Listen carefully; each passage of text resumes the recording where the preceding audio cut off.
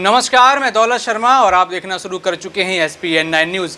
लगातार जो महाराष्ट्र के हालत हैं, वहाँ की राजनीति जो है उसमें लगातार उथल पुथल चल रही है। पहले अजीत पवार जो है एनसीपी के दो फाड़ करके एनडीए के साथ गठबंधन करते हैं। खुद अजीत पवार जो है मुख्यमंत्री पद की शपथ लेते हैं और उनके जो विधायक साथी होते हैं वो मंत्री पद की शपथ लेते हैं। लेकिन ये पूरा मामला सुलटने के बाद फिर बात आती है एनसीपी पर जो है शरद पवार लगातार यहाँ पर अजीत के ऊपर आरोप लगाते हैं कि उन्होंने उनकी पार्टी को तोड़ा, उनसे कोई बातचीत नहीं हुई थी, क्योंकि यहाँ अटकल ये लग रही थी कि यहाँ पे शरद पवार की जो है मिलीभगत यहाँ पर हो सकती है कि उन्होंने अजीत पवार को जो है गठबंधन में भेजा, क्योंकि एनसीपी को यहाँ ताकतवर बनाना था, क्योंकि 2024 का जो चुनाव था वो यहाँ पर शरद पवार के दिमाग में था और वो इसीलिए ही एनसीपी से थोड़ा पीछे हटके पूरी तैयारी जो है 2024 की कर रहे थे। लेकिन देखा क्या जाता है कि अजीत पवार उनका सारा गेम बिगाड़ देते हैं और एनसीपी के दो धड़ कर देते हैं। और अब कहीं ना कहीं शरद पवार की जो मजबूती विपक्ष एकता में बनी हुई थी उस पर भी खतरा बना हुआ है और जो अगली मीटिंग होनी है उसमें साफ नहीं है कि शरद पवार होंगे या नहीं होंगे। लेकिन इस बीच जब शरद पवार की बीवी की हालत बिगड़ती है तो उसको देखने अजीत पवार जाते हैं। फिर दोबारा अटकलों का बाजार जो है तेज हो जाता है कि यहाँ पर कि अजीत पवार वापस एनसीपी पे जा रहे हैं। तो लगातार कई सारे सवाल ऐसे महाराष्ट्र की राजनीति में उठ रहे हैं जिन पर जवाब जो है जनता चाह रही है, क्योंकि यहाँ पे जनता का वोट जो है वो कीमती होता है। लेकिन जनता के वोट की कीमत देखे जाए तो इस ऑपरेशन लोटस के आगे कुछ भी नहीं। ऑपरेशन लोटस कुछ ऐसा चल रहा है कि जहाँ सरकार बनती है वहाँ तो जो है बीजेपी शांत होती है, लेकिन जहाँ सरकार नहीं बनती वहाँ मंत्रियों को तोड़ा जाता है, वहाँ दूसरी पार्टी के मजबूत लोगों को तोड़ा जाता है, जैसे अजीत पवार को तोड़ा गया, शिंदे को शिवसेना से तोड़ा गया। और इन्हीं सवालों का जवाब जानने हम यहाँ पर आए हैं और हम बात करेंगे हमारी सहयोगी का नाज़मीन से कि वो क्या सोचती हैं इस पूरे महाराष्ट्र के प्रकरण को लेकर। तो नाज़मीन, किस तरीके से अभी एनसीपी और पूरा जो अजीत पवार का खेमा है क्या सोच रहा होगा, क्योंकि अब तो कई मंत्रालय भी उनके पास आ गए हैं, तो क्या शिंदे की तरफ ये खतरा बन रहा है या फिर एनसीपी जो टूटी हुई है वो टूटी ही रहेगी? देखिए, सबसे पहले बात यहाँ पर महाराष्ट्र की राजनीति में एकनाथ शिंदे को लेकर कही जाए तो यहाँ पर एकनाथ शिंदे की मुश्किलें बढ़ रही हैं, उनकी मजबूती टूटती हुई नजर आ रही है। भारतीय जनता पार्टी से उनका विश्वास खत्म होता हुआ नजर आ रहा है, क्योंकि एकनाथ शिंदे यहाँ पर अब उनका सारा जो पावर है वो अजीत पवार को सौंप दिया जाता है। भारतीय जनता पार्टी यहाँ पर अजीत पवार को एक मुख्य चेहरे के रूप में दिखा रही है। यहाँ पर वित्त मंत्रालय उन्हें सौंप दिया जाता है, उनके मंत्रियों को यहाँ पर जगह दी जाती है विभागों में। एकनाथ शिंदे के जो विभाग उनके पास मौजूद थे उन विभागों में भी बात कही जा रही है कि अजीत पवार के मंत्रियों को वो विभाग भी सौंपे जाएंगे। तो सीधे तौर पर अजीत पवार की ताकत बढ़ रही है, पावर बढ़ रही है और एकनाथ शिंदे का कद कम होता जा रहा है। और ये कद कम होना ये साबित करता है कि क्या अजीत पवार अब यहाँ पर मुख्यमंत्री बनने का सपना देख रहे हैं। जो दावा करते हुए नजर आ रहे थे पहले कि मैं अब मुख्यमंत्री उप मुख्यमंत्री तो बन चुका हूँ, यहाँ पर विधायक मेरे पास आ चुके हैं, उन्होंने सीधे तौर पर यह कहा था कि अब मेरा अगला सपना मुख्यमंत्री बनने का होगा। तो सीधे तौर पर देखा जाए तो मुख्यमंत्री की कमान एकनाथ शिंदे के पास है। अगर एकनाथ शिंदे से वो कमान छीननी है तो यहाँ पर कोई षड्यंत्र तो रचना पड़ेगा। इसलिए भारतीय जनता पार्टी के साथ मिलकर अजीत पवार अब ये एक बड़ा खेल खेलते हुए नजर आ रहे हैं, जिसमें एनसीपी शरद पवार की भी बात कही जाए तो वो भी टूटता हुआ नजर आ रहा है, वो भी छोटा होता हुआ नजर आ रहा है, क्योंकि यहाँ पर शरद पवार से उनका अध्यक्ष पद छीन लिया जाता है, यहाँ पर उनकी कमान छीनने की कोशिश की जाती है और अजीत पवार यहाँ पर उसी मजबूती के साथ आगे बढ़ते हुए नजर आ रहे हैं।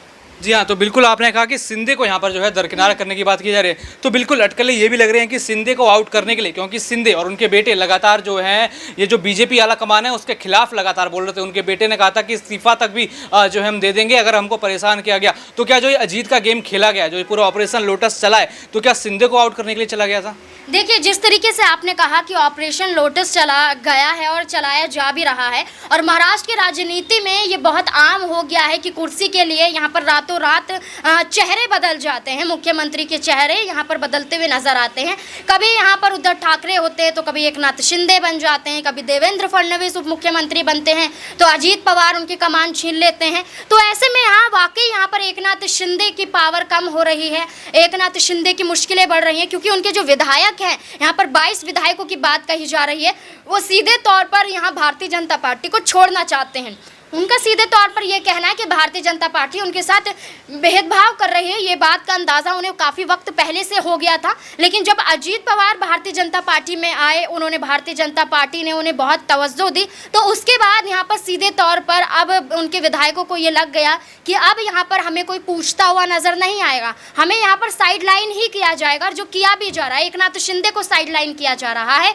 यहाँ पर बैठक होती है जिसमें अजीत पवार, प्रफुल्ल पटेल, अमित शाह मौजूद होते हैं, लेकिन एकनाथ शिंदे मौजूद नहीं होते हैं। तो ये सवाल यहाँ पर एकनाथ शिंदे के ऊपर खड़े हो जाते हैं, क्योंकि उनका पद अब छीनने की कोशिश की जा रही है और उनके विधायक अगर यहाँ पर उनसे अलग हटेंगे तो अजीत पवार के लिए वो काफ़ी आसान हो जाएगा कि एकनाथ शिंदे का मुख्यमंत्री पद वो ले ले। जी हाँ, बिल्कुल आपने कहा कि यहाँ पर अजीत की ताकत लगातार बढ़ती जा रही है, लेकिन बीच में जो इन दोनों को जोड़ने वालों में से माना जाए कि बीजेपी का जो सारा खेल खेला गया उसमें देवेंद्र फडणवीस मेन थे। अगर अजीत पवार यहाँ पे मुख्यमंत्री बनते हैं तो आप देखेंगे कि देवेंद्र फडणवीस को बीजेपी दरकिनार करेगी, लेकिन देखा जाए तो विधायक बीजेपी के पास यहाँ पर जाते हैं तो कैसा क्या है कि देवेंद्र फडणवीस भी जो है बगावत करेंगे अपनी पार्टी के खिलाफ अगर अजीत को मुख्यमंत्री बनाया जाता है तो। देखिए यहाँ पर देवेंद्र फडणवीस की बात कही जाए तो सारा खेल तो उन्हीं का है, उनका ही खेल था, क्योंकि वो खुद मुख्यमंत्री बनने का भी सोच रहे थे। यहाँ पर भारतीय जनता पार्टी सिर्फ ये चाहती थी कि सत्ता में मजबूती में आ जाए, क्योंकि महाराष्ट्र में उद्धव ठाकरे की सरकार को हटाना उतना आसान नहीं होगा, इसलिए यहाँ पर सारी कोशिशें की, सारा षड्यंत्र रचा गया और यहाँ पर क्या देखा जाता है कि एकनाथ शिंदे को मुख्यमंत्री बना देते हैं जब वो उनकी पार्टी में शामिल होते, क्योंकि उनकी ज़रूरत थी, उन्हें एकनाथ शिंदे की ज़रूरत थी तो एकनाथ शिंदे को यहाँ पर तवज्जो दी गई, यानी कि वहाँ पर उनका फेवर किया गया। अब अजीत पवार की ज़रूरत है तो अजीत पवार को पूछा जा रहा है। तो देवेंद्र फडणवीस ने जितनी आसानी से उप मुख्यमंत्री पद से इस्तीफा दे दिया या कहीं अजीत पवार ने हटा दिया, ये एक साजिश है, एक षड्यंत्र है कि यहाँ पर अजीत पवार उप मुख्यमंत्री और देवेंद्र फडणवीस मुख्यमंत्री बनते हुए नजर आएंगे, क्योंकि भारतीय जनता पार्टी का सपना ही यही था कि देवेंद्र फडणवीस को मुख्यमंत्री बनाया जाए। तो सारा खेल यहाँ पर देवेंद्र फडणवीस का है कि वो कमान संभालना चाहते हैं महाराष्ट्र की और भारतीय जनता पार्टी की, और अजीत पवार के साथ उनका साथ पहली बार नहीं बनाया, इससे पहले भी उन्होंने उनका साथ लिया है। तो अजीत पवार के साथ वो कोई खेल खेलते हुए नजर नहीं आएंगे, बल्कि एकनाथ शिंदे के खिलाफ ये खेल खेला जाएगा और एकनाथ शिंदे की कुर्सी छीनी जाएगी और एकनाथ शिंदे को दरकिनार करने की कोशिशें की जा रही हैं। इसलिए यहाँ पर बहुत ज़रूरी है कि एकनाथ शिंदे ये सारी साजिशों को भांप ले। अजीत पवार क्या कर रहे हैं, अजीत पवार ये कहते हुए नजर आते हैं तो एकनाथ शिंदे का क्या बयान आता है, अपने विधायकों को यहाँ पर वो तसल्ली देते हुए नजर आते हैं कि आप तसल्ली रखिए, मैं यही हूँ और ये पद मेरे पास ही रहेगा, किसी और के पास जाता हुआ नजर नहीं आएगा।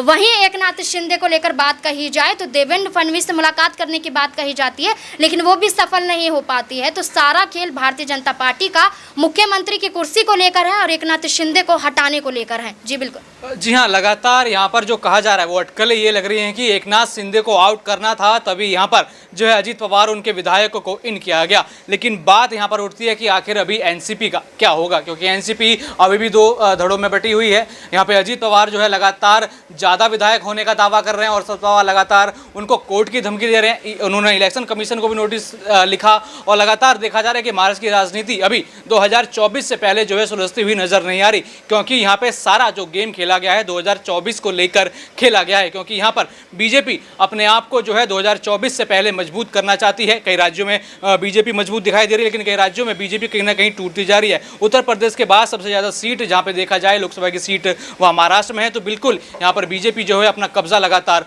जमाती जा रही है। तो आप भी कमेंट करके बताएं कि आपकी क्या राय है, क्योंकि यहाँ पे मेन मुद्दा जो है वो जनता के वोट का है, क्योंकि जनता ने तो वोट देकर उद्धव को चुना था, लेकिन अब सीएम बनकर यहाँ शिंदे बैठे हैं। तो और भी ऐसी खबरें जानने के लिए देखते रहिए SPN9 न्यूज़। धन्यवाद।